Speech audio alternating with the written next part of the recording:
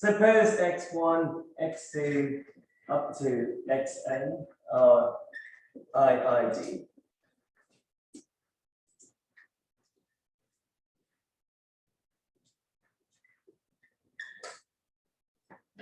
Random variables. And y is the minimum of x1, x2, x3, xn. Right? So if one of them becomes the minimum, every other random variable has to be bigger than that one single value, right? So naturally, your mind would go to doing probability of y greater than 1. Yes? But we are trying to find the CDF. CDF is the probability of y less than or equal to 1. Correct? So if we use the complement, I could write it as the minimum being less than or equal to y is equal to the probability that the minimum is greater than 1. Yes? So if one of them is bigger than y, then, if the minimum of the random variables is greater than some y for one arbitrary random variable, then every other random variable must be bigger than 1 as well. So 1 minus probability x1 is greater than 1, x2 greater than 1, xn greater than 1. Yes? Since they are i.i.d, I can write this as probability x1 greater than y raised n, because they're all identical. Which would then become 1 minus, in terms of the CDF of x1.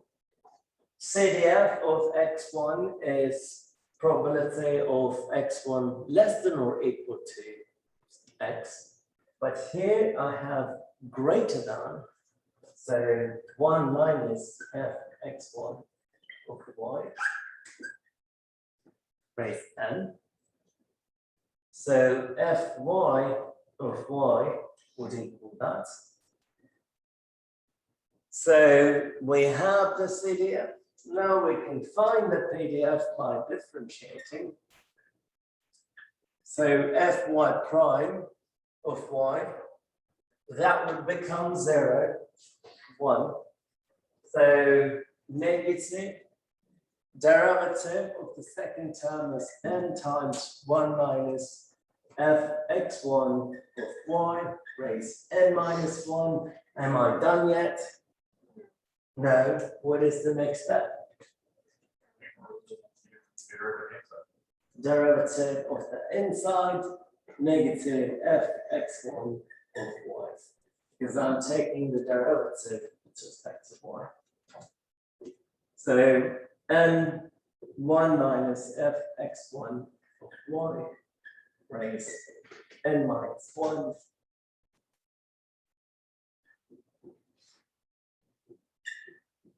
F x1 of y. Okay, so at least one of the kittens lives longer than 12 years. Where should we start?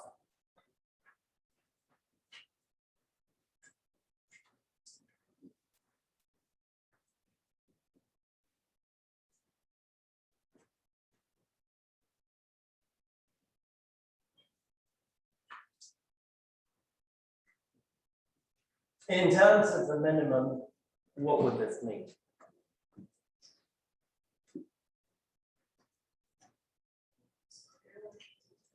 The minimum has to be greater than or equal to 12. I'm defining y to be the minimum lifetime.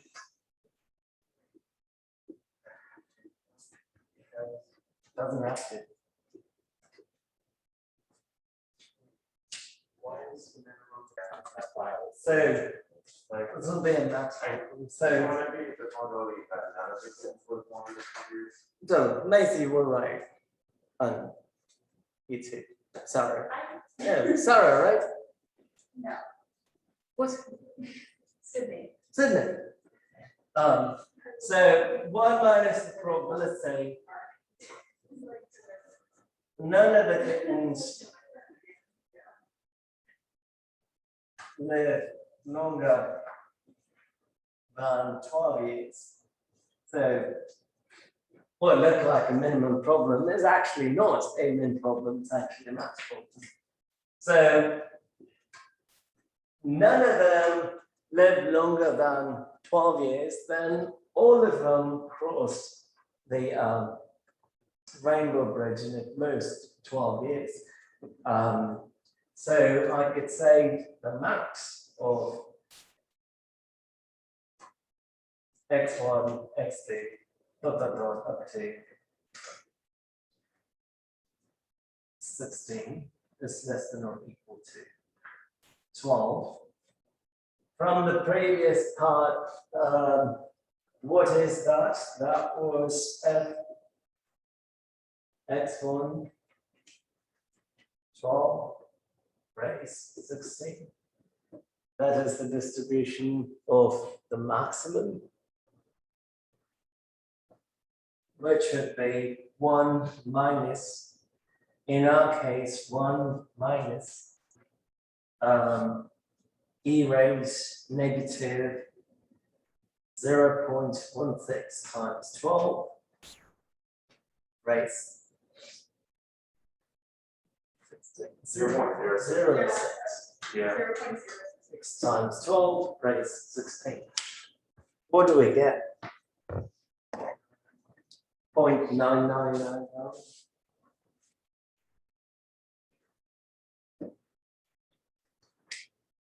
Yeah. So that does make sense, because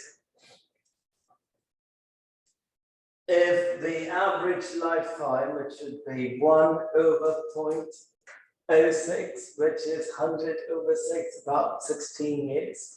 So if the average lifetime of these kittens is about 16 years, I want to know the chances that at least one of them lives longer than 12 years before crossing the rainbow bridge. It is going to be a high probability. That makes sense. Expected a min problem, but this is actually a maths problem. Damn it.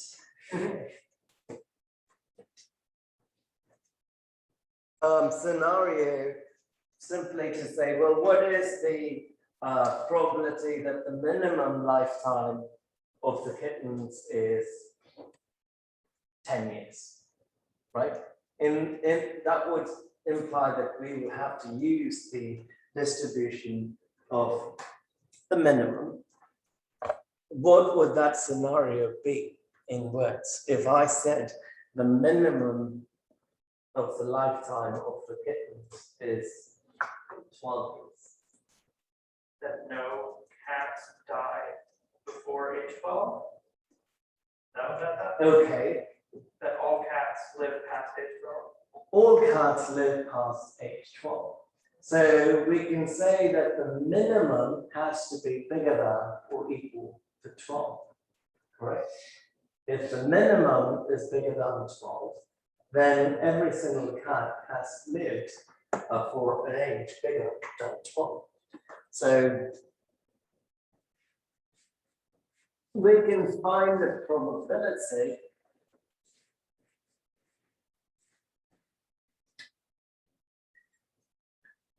that all 16 kittens live for at least 12 years.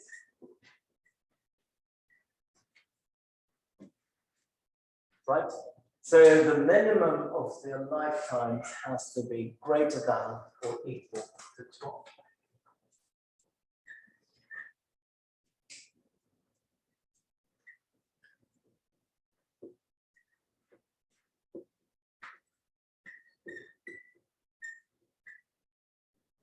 We know the distribution for the minimum, but we have to subtract twice.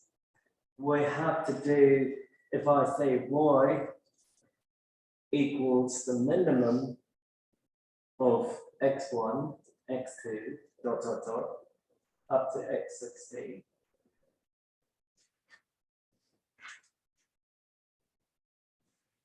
That probability would be equal to probability of y greater than or equal to 12, which is 1 minus the probability of y less than 12. We have the formula for this, which is 1 minus 1 minus f x1 of 12 raised 16. Correct?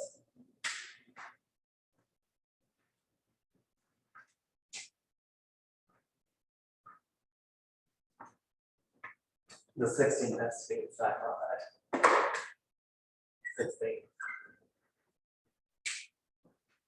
So if you distribute that negative, you will have this one and that one getting cancelled.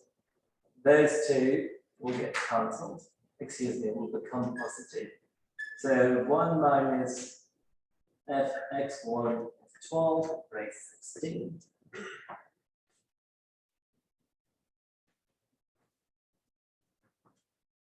What is that? Again, 1 minus.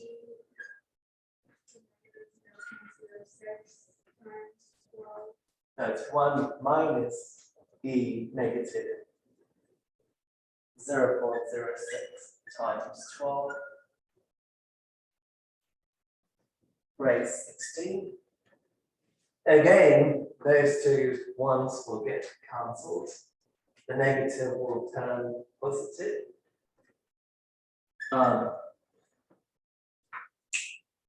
Here, very small probability.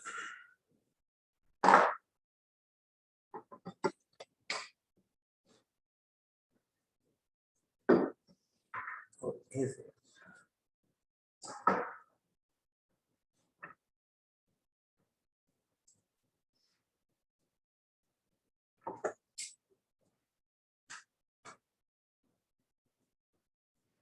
Okay, what do we get?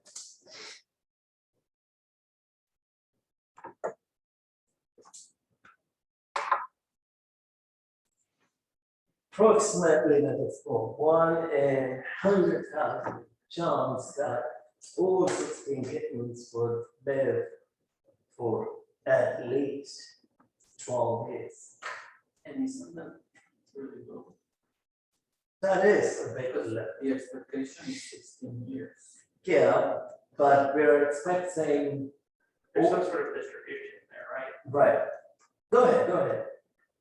Well, if there is a distribution, then some are gonna be, depending on kind of how the distribution is, what the standard deviation is, I guess. Then there's gonna be a probability, there's gonna be some that are below 16 years, some that are above 16 years, is that the reason? So, Yeah. the exponential is a skewed distribution, right? So the way it's going to go is of that sort. So some could be over here, some could be over there with different probabilities.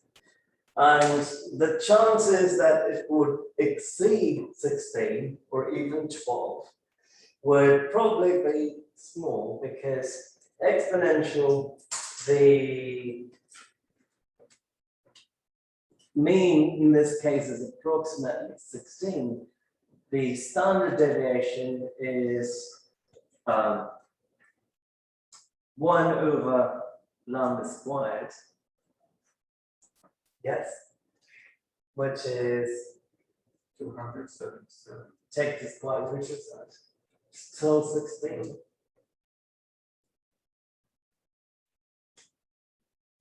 Because that's the value. 16.6. 16.6. So that goes all the way up to 32. and Zero. 0, right? It's a huge standard deviation, just one standard deviation.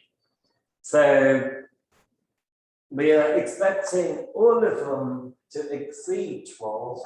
So one of them's over here, and I'm expecting all of them to exceed that particular lifetime of 12 years. It will be a small probability. Does that make sense?